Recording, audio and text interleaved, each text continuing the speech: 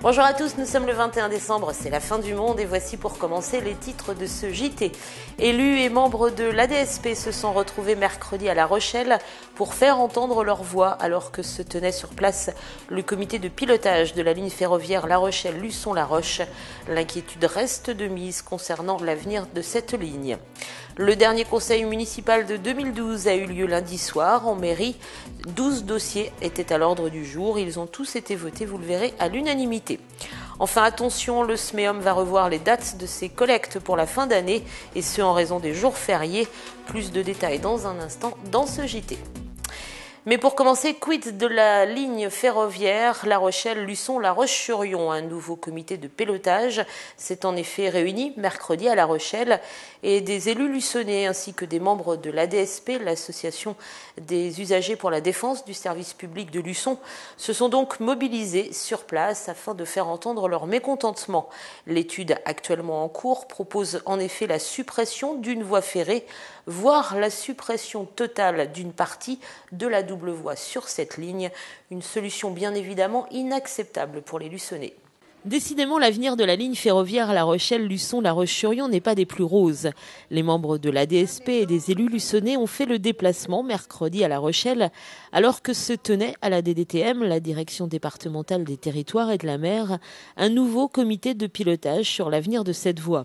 Une étude est actuellement en cours à propos de cette ligne et parmi les solutions envisagées, il serait ainsi question de la suppression d'une voie ferrée, voire la suppression totale d'une partie de la double voie, avec bien sûr la réorganisation des trafics qui s'ensuit.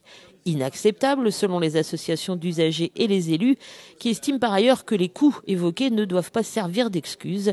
Et c'est ce qu'ils ont expliqué en amont du COPIL au directeur régional de RFF qui les a reçus. Nous avons donc démontré que le rapport entre le coût d'un maintien d'une double voie et la création d'une voie unique ne va pas dans un rapport du simple au bout. Il en est loin. Nous avons calculé que le rapport il est plutôt dans une différence au total qui serait appréciée de l'ordre de moins 15% dans le cadre d'une création d'une voie unique.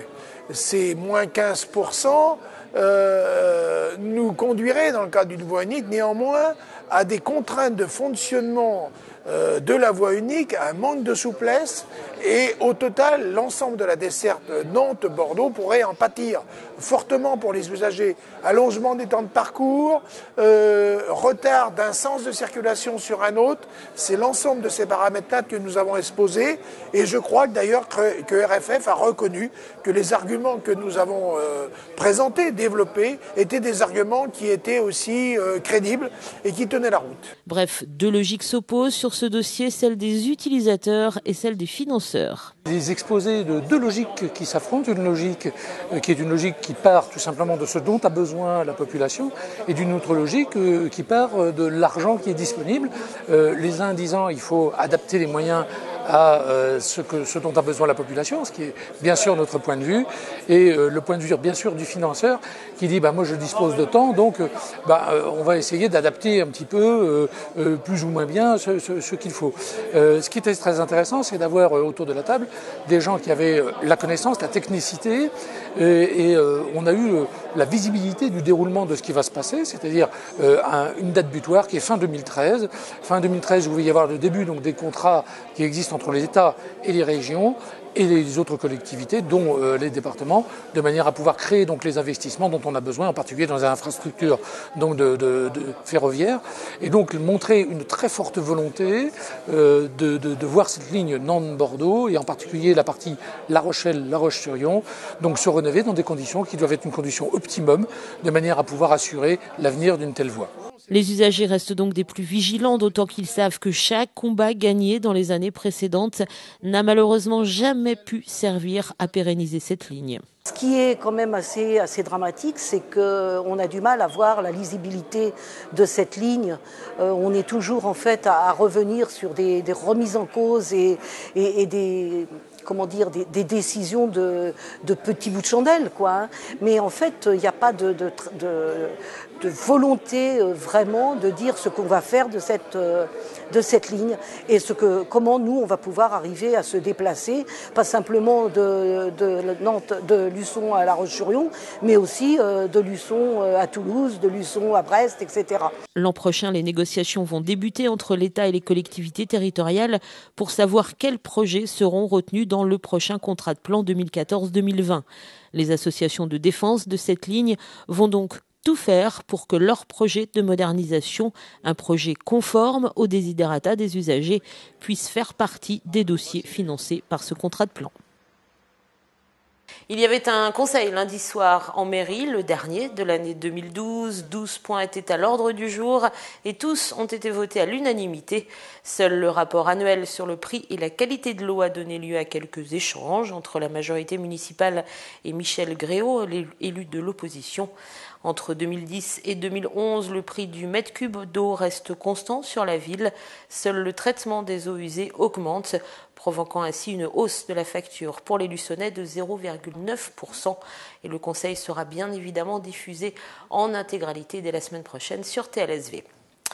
Attention, je vous le disais en titre, pour les vacances de Noël, le SMEOM va procéder à quelques changements concernant la collecte des ordures ménagères et des sacs jaunes.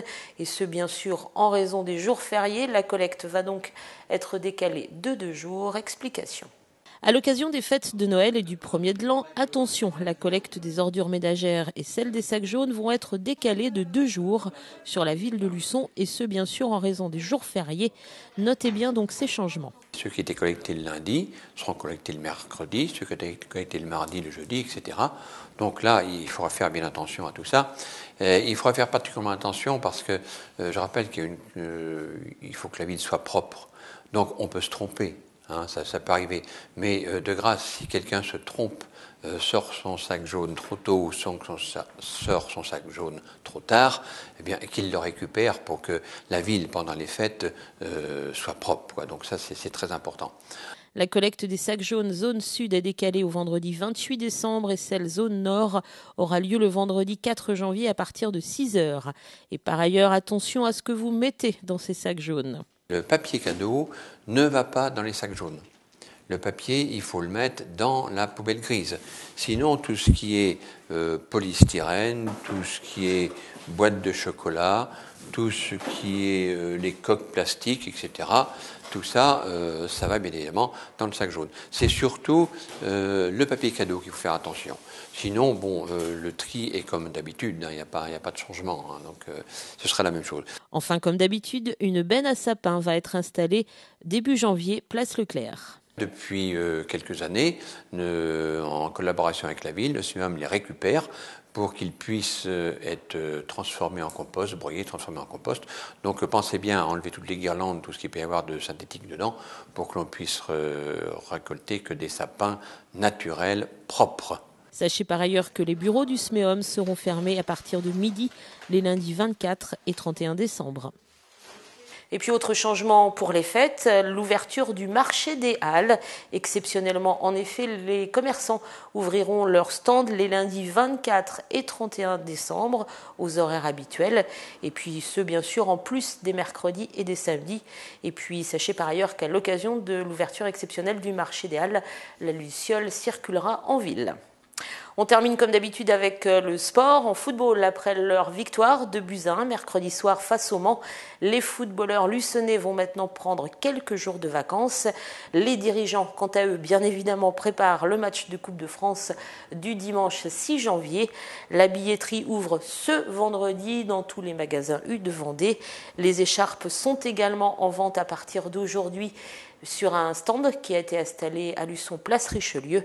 Et puis sachez également que des cars, bien évidemment, seront mis à disposition des supporters pour aller au stade Henri-Desgranges à La Roche-sur-Yon pour ce match de Coupe de France, donc qui aura lieu, je vous le rappelle, le dimanche 6 janvier. Et puis en basket, premier match retour du championnat 2 national de samedi soir. Les Luçonnais accueillent à 20h au Comet l'équipe de Limoges. C'est la fin de ce JT. Demain, je vous retrouve pour le dernier IMAG de l'année 2012. Nous recevrons Jean-Charles Pubert, le président de l'association de l'eau pour Boba. qui nous expliquera son périple de 6000 km qu'il a fait du mois d'octobre jusqu'au mois de décembre au Sénégal. Donc Jean-Charles Pubert demain dans l'IMAG. Très bonne journée à tous, bonne fin du monde bien évidemment, et à demain pour l'IMAG. Salut.